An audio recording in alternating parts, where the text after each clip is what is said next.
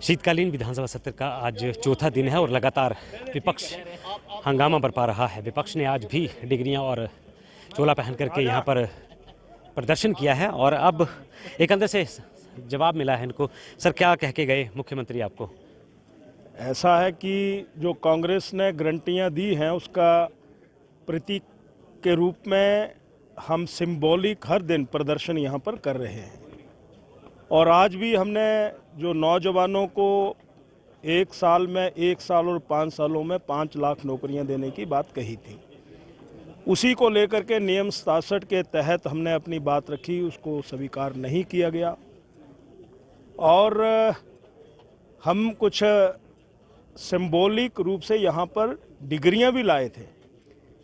तो माननीय मुख्यमंत्री जी ने बोला कि ये हिमाचल प्रदेश विश्वविद्यालय का एक अपमान है, ये जाली डिग्रियां हैं, जबकि हमने पहले ही आपको कह दिया था कि ये प्रतीकात्मक डिग्रियां हैं। तो अंदर उन्होंने कहा कि मुझे जानकारी है कि अब तो कल आप साड़ियां और चूड़ियां डाल करके भी आएंगे।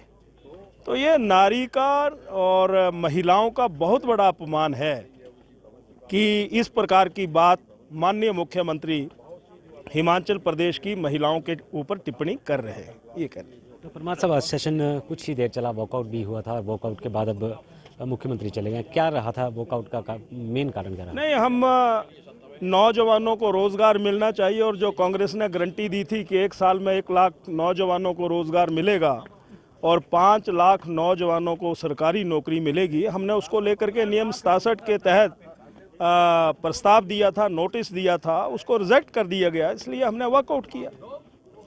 तो ये थे हमारे साथ विपक्ष के नेता विपिन सिंह परमार, जिन्होंने कहा है कि मुख्यमंत्री सुखविंदर सिंह सुक्खू ने जब उनसे बात की गई कि डिग्रियां पहुंची हैं, डिग्रियां फाड़ दी गई, डिग्रियां जला दी गई, उसके बाद जब प्रस्ताव रखा गया तो इस तरह का प्रदर्शन करने पर मुख्यमंत्री ने कहा कि आप हो सकता है कि कल चूड़ियां और साड़ी पहनकर भी आ जाएं, तो जिसे इन्होंने सीधे सीधे नकार दिया है और कहा है कि इससे कहीं ना कहीं अपमानजनक ये बात है।